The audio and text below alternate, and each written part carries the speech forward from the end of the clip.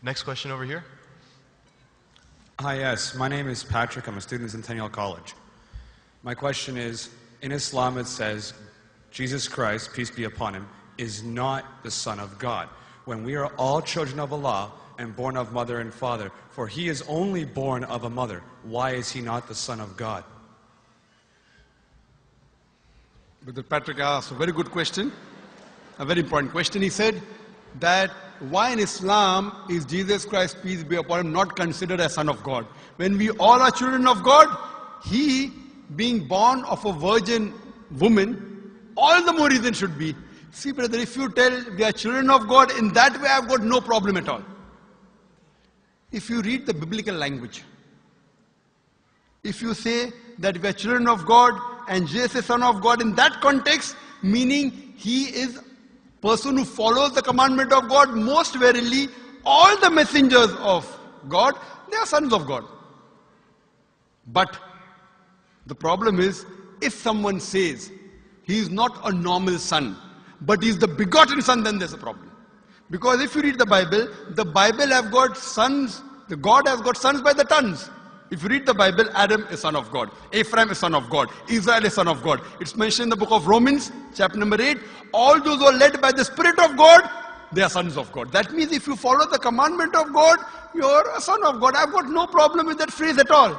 But today, that phrase has been misunderstood. You know, for example, if a young son asks me a question, I said, Beta, son, it's a very good question. He won't mind because I'm elderly, you know. But if I say that begotten son, that means I'm insinuating him. You know, maybe he'll punch me. Fine. So what do you realize? That using the phrase son of God, in the context that we are children of God, we have no problem. So in that context, all the human beings who follow the commandments of God can be called children of God. No problem. But what the Christian says, that no, Jesus Christ, peace be upon him, is not a normal son. And he quotes Gospel of John, chapter number 3, verse number 16. For God so loved the world that he gave his only begotten son. Whosoever believeth in him shall not die but have everlasting life. Correct, brother? So do you believe Jesus is the begotten son of God? I do. You believe, fine. Now this verse which I quoted, Gospel of John, chapter number 3, verse number 16, it's from King James Version.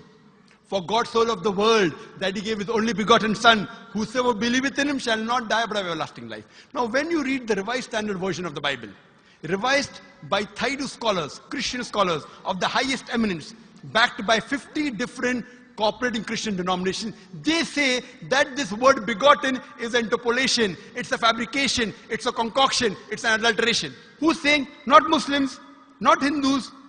Thaidu Christian scholars of the highest eminence in the Revised Standard Version of the Bible, they say begotten is an interpolation. It's a fabrication, it's a concoction, and they're thrown it out of the Bible.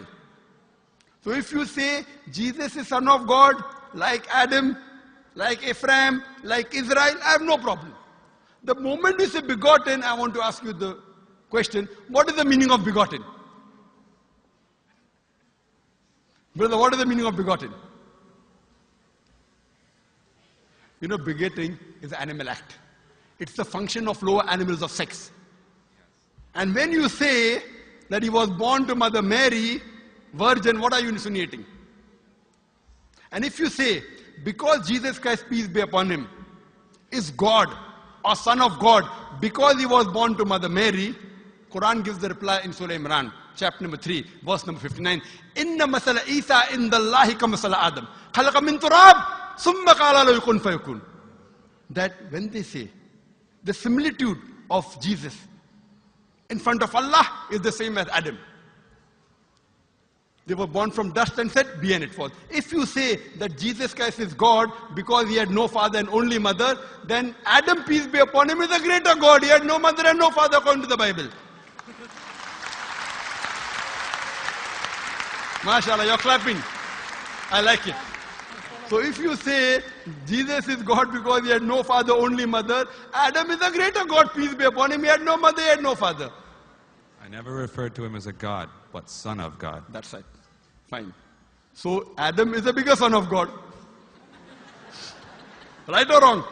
By your definition, Adam would be a god, for he has no mother nor no father. Not my definition, not my definition. By the definition of the Christian missionary.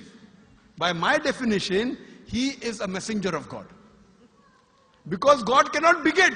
I told you in my talk. Lam yalid wa lam yulad. He begets not, nor is he begotten. The moment God begets, he is not God. Son of God meaning pious person, I agree. That's the reason Allah subhanahu wa ta'ala in the Quran, in 99 attributes, he has missed out Ab, father. Why? It's a good attribute, but Allah did not mention Ab meaning father because people started having wrong meaning of the word father. So he used a more difficult word Rab, but did not use Ab. Logically it's fine, but Almighty Allah subhanahu wa ta'ala purposely did not use the attribute Ab in the Quran because people will misunderstand. That's the reason English-wise, saying Jesus is the Son of God, meaning messenger of God, I'm with you. But the moment you say begotten Son, I have objection. So you say Jesus is a messenger of God, I say peace be upon him after his name. So I respect Jesus Christ, peace be upon him, more than you, Brother Patrick. Because when I take his name, I have to say peace be upon him. If I do not say that, I'm wrong. So I love Jesus Christ, peace be upon him, more than you. I follow his teaching more than you. And if you want, I can prove it to you. That's a different argument, not for tonight. Sorry? That's a different argument and not for tonight. Okay, fine. I'll give you a few things. Jesus Christ, peace be upon him. Fine? If you read the Bible, he was circumcised on the 8th day. Fine? Majority of all the Muslims are circumcised, the Christians aren't. So if you say Christian means a person who follows the teachings of Jesus Christ, peace be upon him, then it's mentioned in the book of Leviticus, chapter number 11, verse number 7 to 8. It's mentioned in the book of Deuteronomy, chapter number 14, verse number 8, you should not have pork. It's mentioned in the book of Isaiah, chapter 65, verse number 2 to 5, should not have pork. Muslims don't have pork, most of the Christians have pork. If you read the book of Ephesians, chapter number 5, verse number 18, in the book of Proverbs, chapter number 20, verse number 1, it says you should not have alcohol. Muslims as a whole don't have alcohol, most of the Christians have alcohol. If you say Christian means a person who follows the teachings of Jesus Christ, peace be upon him, we Muslims are more Christian than the Christians themselves. We love him. We respect him. If you say, I love Jesus Christ, peace be upon him, but don't follow his teachings, your love is false. We, therefore, mashallah, I love Jesus Christ, peace be upon him, more than most of the Christians.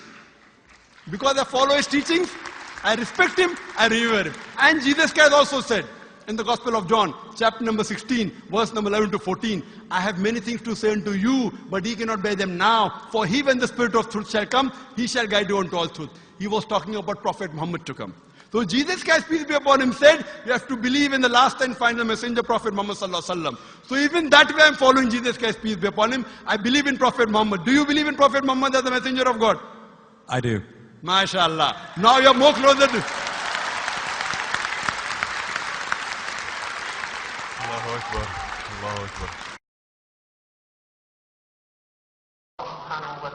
Now he wants to say the Shahada, and then we will move forward and say Ashhadu an La ilaha illallah, La ilaha illallah, wa ashhad an Muhammad Rasulullah. Rasul Allah. I'm more excited than him. Allahu Akbar. Allahu Akbar. Allahu Akbar. Allahu Akbar. Allahu Akbar. Welcome your brothers